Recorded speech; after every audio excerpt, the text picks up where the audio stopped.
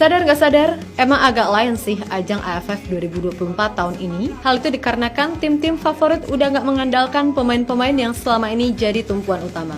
Malahan nih, tim-tim unggulan hanya mengandalkan pemain yang masih berusia sangat muda dan masih minim berlaga di ajang internasional. Seperti Indonesia contohnya, yang tampil dengan mayoritas U22. Pun begitu dengan Thailand serta Malaysia yang nggak masukin pemain-pemain terbaik mereka. Bahkan Laos, yang notabene tim Gurem, pede loh nurunin skuad mayoritas U22 di ajang AFF kali ini. Ya dari semua tim mutlak hanya Vietnam sih yang benar-benar serius mempersiapkan tim. Mulai dari TC ke Korea sampai menaturalisasi pemain asal Brazil Rafael Son yang kini berubah nama menjadi Nguyen Xuan Son. Sesuatu yang kemudian membuat Vietnam malah menjadi bahan guyonan bagi tim-tim lainnya. Sebab mereka tampak begitu ambisius bisa memenangkan piala AFF tahun ini.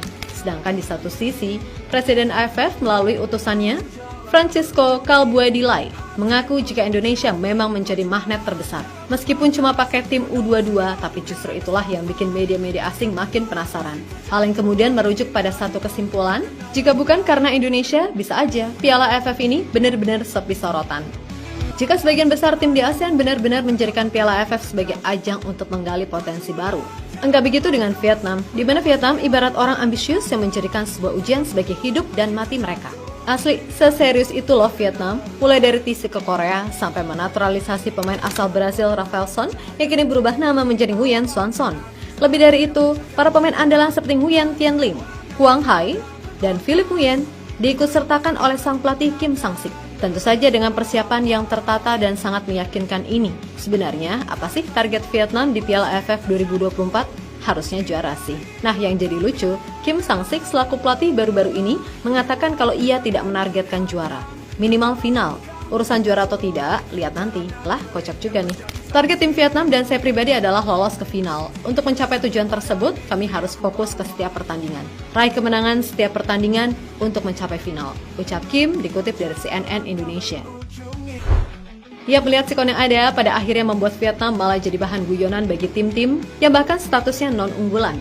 Laos contohnya, di mana mereka tampak santai dan gak ngoyo buat membuktikan diri. Yap, Laos secara mengejutkan justru pilih ikut cara main Indonesia, yaitu dengan menurunkan pemain-pemain mayoritas U22. Tentu saja apa yang dilakukan oleh tim negeri bumbu dapur tersebut secara tak langsung mengejek Vietnam.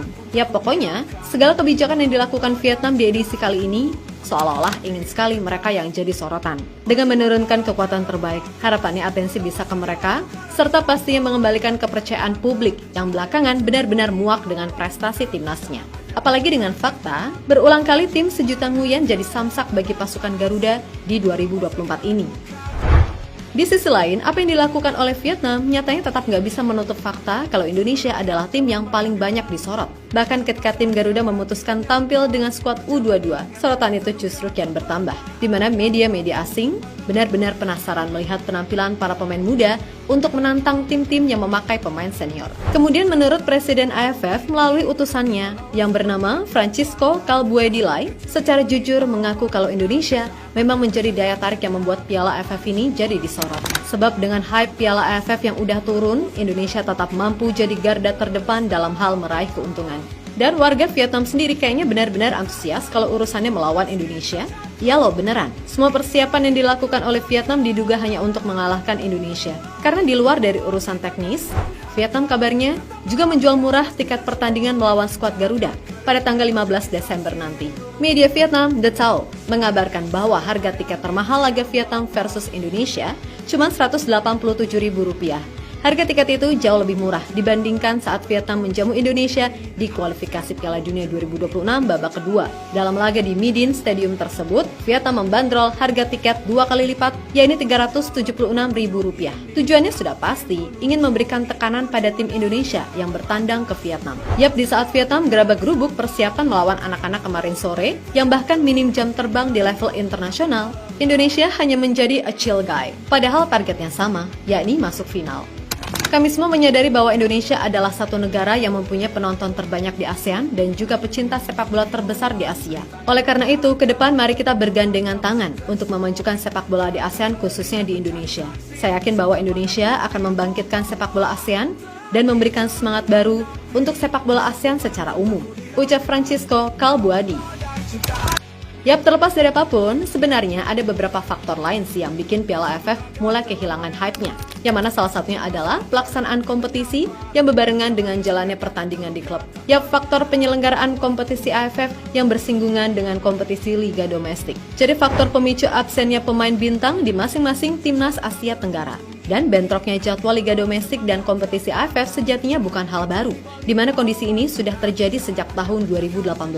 Nah, yang jadi pertanyaan, apakah klub-klub harus mengalah dengan jadwal kompetisi AFF atau AFF harus memperbaiki akar permasalahan ini agar pemain-pemain bintang bisa ikut serta di timnas? Sehingga klub-klub mau melepaskan pemain bintang untuk timnas dan hype Piala AFF jadi naik lagi. Intinya, jika pelaksanaan kompetisi AFF selalu berbenturan dengan kegiatan pemain di klub, maka pamor dan gengsinya pun akan menurun. Ditambah kompetisi AFF ini tidak masuk dalam kalender FIFA. Ya udah, membuat kompetisi AFF ini makin dipandang sebelah mata. Seperti pelatih Oxford United yang sempat mengira ini ajang kelompok umur, gara-gara timnas Indonesia tampil dengan U22. Pokoknya, kalau masih gini terus, bisa aja di masa depan, bukan hanya Indonesia aja yang menampilkan pemain muda, tapi mayoritas peserta AFF, termasuk Timor Leste atau Brunei Darussalam sekalipun. Kan gitu.